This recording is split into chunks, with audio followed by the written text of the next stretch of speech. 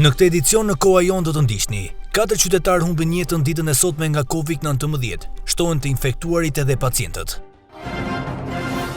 Koronavirusi hy në parlament, pas ditën e sotme, 3 deputetë rezultojnë pozitiv. Editoriali gazetës Koha Jon, ose koronavirusi, ose presidenti ta mbyll parlamentin. Gjatë 24 orëve të fundit kanë ndërruar jetë në spitalin Shef Qendroqi 4 qytetarë nga koronavirusi, ndërsa janë infektuar 117 të tjerë nga 507 testime.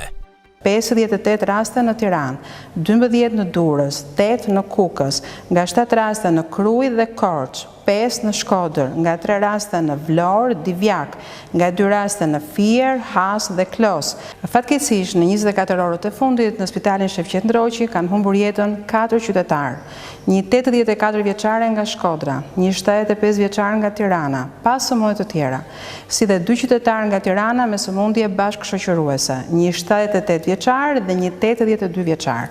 Ministria e Shëndetësisë raportoi se në spitalin infektiv dhe Shef Qendroqi po trajtohen 123 pacient, 22 janë në terapi intensive dhe 7 pacient janë të intubuar. Koronavirusi Covid-19 hyn në parlament. Deri në orën 11:40 të paraditës së sotme, 3 deputetë rezultojnë se janë pozitiv me Covid-19. Ralph Gjoni nga radhët e opozitës njoftoi publikisht përmes mediave sociale se ishte prekur nga koronavirusi. Dje kam rezultuar pozitiv me Covid-19 pas 3 ditësh temperaturë të lehtë e gjendje gripale. Sot jam më mirë dhe me sa kuptoj drejt rikuperimit, shkruan Ralph Gjoni në Facebook. Ndërkohë bëhet me dije se edhe deputeti Enver Roshi ka rezultuar pozitiv në testin e kryer një ditë më parë, ndërsa në fundjavë u mësua se Covid-19 kishte prekur edhe ministrin e bujqësisë Bledi Çuçi. Më herët janë infektuar nga virusi dhe tashmë rezultojnë të shëruar deputetët Elio Hysko dhe Adriatik Alimadhi. Pavarësisht rasteve të shtuara me Covid mes deputetëve, kuvendi do të vijojë me 2 seancat e tjera të programuara më 29 dhe 30 korrik, ndonse do të reduktohet koha e diskutimeve. Kryetari i Bashkisë së Tiranës Erion Veliaj është prekur nga koronavirusi. Lajmin e ka konfirmuar vetë ai nëpërmjet një postimi në rrjetet sociale, ku teksa njofton se është prekur nga virusi, bën edhe një apel për qytetarët. Pas testit më njoftuan se dola pozitiv nga Covid-19. Jam në gjendje të mirë shëndetësore, ashtu si dhe familja ime, por nga sot do të vazhdoj të punoj me të njëjtin përkushtim për Tiranën nga shtëpia, shkruan Veliaj në postimin e tij. Ndërkohë pas këtij lajmi në bashki është bërë dezinfektimi i ambienteve të godinës. Burgim të përjetshëm ka dhënë gjykata e Fierit për Albert Zekan për vrasjen makapër të Krishnik Beqirajt. Pas një procesi që zgjati thuajse 2 vite, gjykata pranoi kërkesën e prokurorisë për të mbyllur në qeli përjet 34 vjeçari nga malësia e madhe. 2 të rinjt ishin njohur në Belgjik dhe jetonin në një shtëpi me qira në Fier. Vrasja ndodhi më 22 qershor të 2017 dhe disa ditë para vrasjes, Beqiraj kishte vizituar të atin dhe i kishte thënë se do ta nxirrte Albertin nga banesa pasi nuk paguante qiran. Në debate sipër, Zeka masakroi me çekis shokun, fshihu trupi dhe më pas u zhduk për rreth 8 muaj.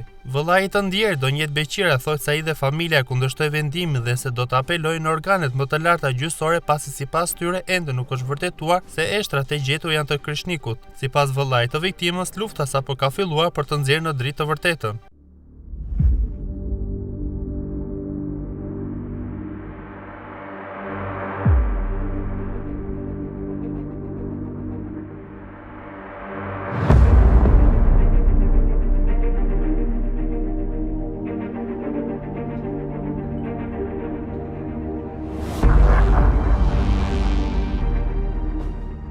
Ndërkohë që Partia Demokratike dhe ajo e Lëvizje Socialiste për Integrim bëjnë thirrje për mosprekjen e kushtetutës pa konsensus të madh politik, nga ana tjetër, kryeministri Edi Rama vazhdon të deklarojë përditëse se më datën 30 korrik do të miratojë ndryshimet e njëanshme të kushtetutës, gjoja për lista të hapura. Por lojës së tij i doli boja që kur Partia Demokratike dhe ajo e LSI-s vendosën që lista të jenë 100% të hapura e jo një pjesë, siç e do Rama. Preteksti kryeministrit gjoja me lista të hapura është se me këto synon të heq nga kushtetuta koalicionet parazgjedhore. Ndërsa ambasadorët e huaj sot ishin në Partinë Demokratike në takim me Bashën dhe me aleatët opozitar, ku ju tha hapur se nëse kryeministri prek kushtetutën, siç po luan ai pa konsensus, atëherë rrezikon të gjitha marrëveshjet dhe situata kthehet në pikën zero, pra përballje dhe destabilitet. Damian Gjiknuri njofton se më datën 30 korrik, deputetët do të jenë në sallë për të miratuar ato që kërkon Rama dhe Murisi. Natyrisht që opozita parlamentare bën lojën që do kryeministri dhe gjithçka është kuptuar edhe nga publiku. Presidenti Ilir Meta bëri sot thirrje publike që të mos ketë më 30 korrik veprime që prekin kushtetutën. Presidenti shqiptar citoi një thënie lapidare të presidentit amerikan Lincoln, ku ndër të tjera thoshte: "Mos ndërhyni në asgjë në kushtetutë, ajo duhet ruajtur, sepse është e vetmja mbrojtje e lirive tona." Ndërkohë që po vjen 30 korriku, mësohet se 3 deputet janë me koronavirus dhe se me këtë infektim, ata kanë qëndje në parlament për të votuar për shkarkimin e Ilir Metës. Nuk dihet saktësisht se sa deputet janë aktualisht me koronavirus, por rrezikojnë se ata të përhapin infektimin te stafi kuvendit, gazetarët dhe punonjësit e gardës duke u bërë përhapës të kësaj sëmundje. E megjithatë, Donce Gramozruçi ka kërkuar mosmbajtjen e punimeve të parlamentit, sepse sipas ligjit për 14 ditë asnjë deputet nuk mund të dalë nga shtëpia, por kjo nuk u mor parasysh nga kryeministri Edi Rama, i cili ka urdhëruar që më datën 30 korrik duhet të jenë të gjithë në parlament për të votuar atë që ai ka në mendje. Me kod penal, një mbartës që përhap me dashje apo pa dashje koronavirusin, kur e di se e ka këtë sëmundje, dënohet me burg. Ndërsa ata që nxisin dhe urdhërojnë që të infektuarit të vazhdojnë infektimet, marrin dënim deri në 8 vite burg. Sipas kësaj dhe kodit penal, duhet që deputetët jo vetëm të izolohen, por edhe të dënohen kur e din se janë mbartës të koronavirusit. Donse vendosmëria e kryeministrit për të nxjerrë patjetër më datën 30 korrik, më së paku është kriminale dhe së dyti, nëse prek dhe kushtetutën nga të sëmur me virus, duke bërë kushtetutën e virusit Rama, atëherë kjo do të jetë tradhti.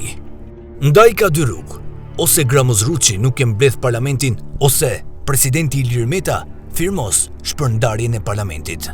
Me këtë rast, Meta shpëton kombin nga këta deputet, por edhe ruan jetën e tyre që të mos ikin për rilindjen.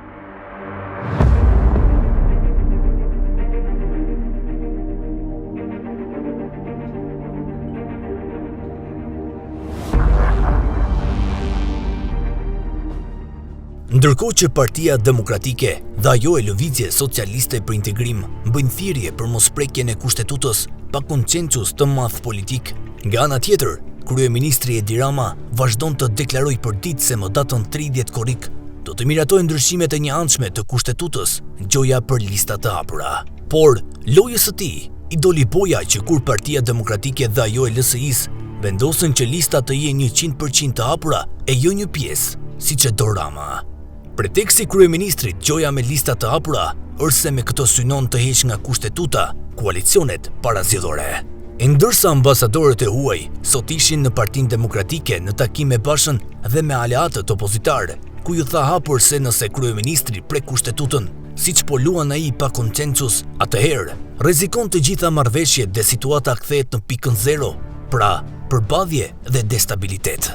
Damian Gjiknuri njofton se më datën 30 korrik, deputetët do të jenë në sallë për të miratuar ato që kërkon Rama dhe Murisi. Natyrisht që opozita parlamentare bën lojën që do kryeministri dhe gjithçka është kuptuar edhe nga publiku. Presidenti Ilir Meta bëri sot thirrje publike që të mos ketë më 30 korrik veprime që prekin kustetutën.